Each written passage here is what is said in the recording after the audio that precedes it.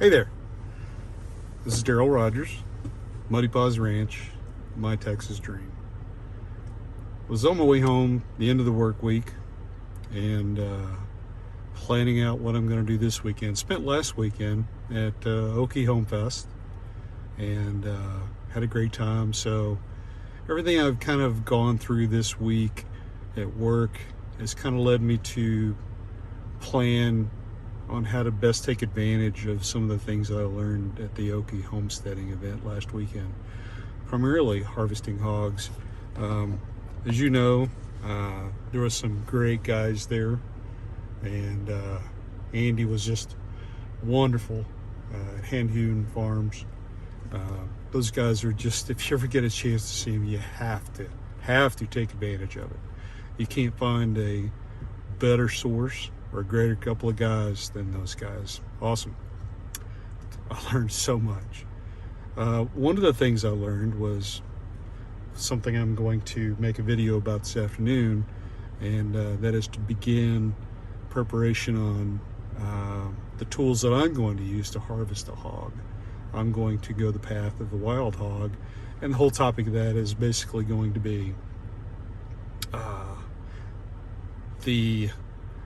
with the prediction of bare shelves and the potential of food shortages, it's going to be one of those things that will be a backup for me as a food source.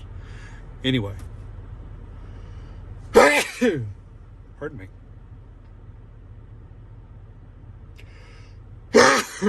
Pardon me. I wanted to share something with you that happened at the conference that I know Daniel from Arms Family Homestead is obviously not going to share. But while I was there, I had the opportunity to watch his son, Houston Arms, Arms Family Homestead. Houston, we've all, if you've watched their channel, you've seen Houston evolve and grow, and kind of been a part of his life the past few years, more than a few years. But seeing him at the conference showed me some things that you don't readily see. At least 3 times I saw a side of Austin that showed me great humility and great interest in other people. One case in point, very specifically, I was sitting in the very front row, stage right. I was on the far left side, and there were a group of people standing to my left, leaning up against the wall. It was kind of an overflow thing. There were chairs, but there were some people standing. And in that group of people, there was a young man that was about Houston's age that clearly idolized Houston. I mean, Houston was he was so starstruck and wanted to meet Houston so badly that he was with his mother. And once Houston was made aware that this young man wanted to meet him, but was very reticent to go up and introduce himself, Houston took it upon himself to seek this person out, this young man, and go introduce himself and share a little bit of his light with him. And so Houston went over to the wall where they were leaning, and the young man was so overcome with joy and fear and happiness and just all those things that happen when you are starstruck, that he turned around and buried his face in his mother's bosom and cried.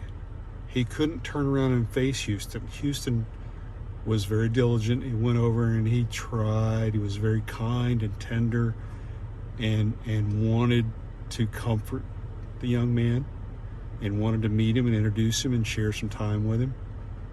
And he spent several minutes over there just kind of hanging out, talking to him, and just being a wonderful human being, trying to share a little bit of his light with this other young man that clearly adored Houston.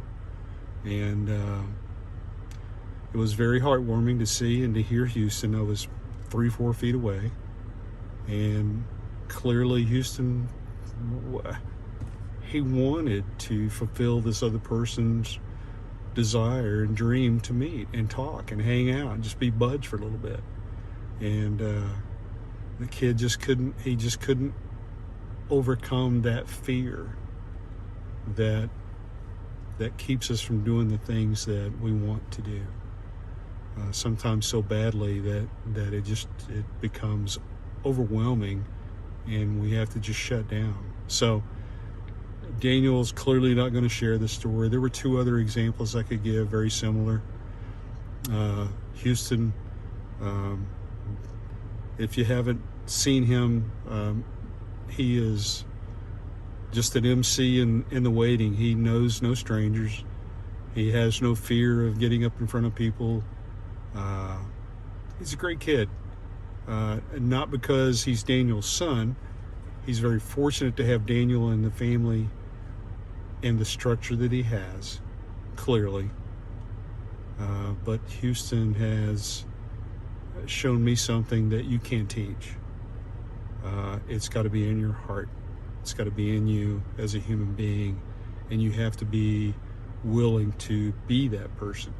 He actually went over and got some things and autographed for him and took back over and left him for the young man.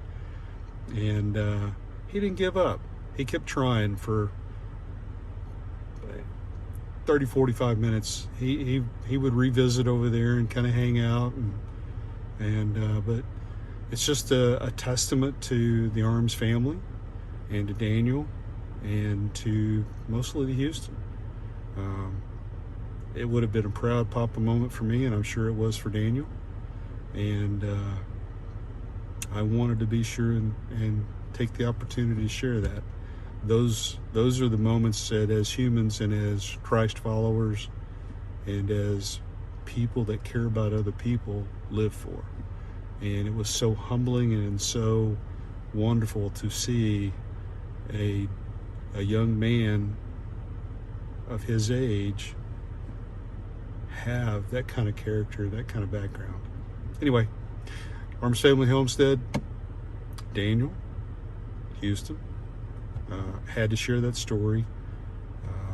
It was a wonderful story, and it's something that all of you should be proud of in the family. I was proud for you. Anyway, this afternoon I'm going to do some more things. I'm sitting here at my gate at my ranch, and I wanted to get this done before I went in through the gate of my ranch, Muddy Paws Ranch.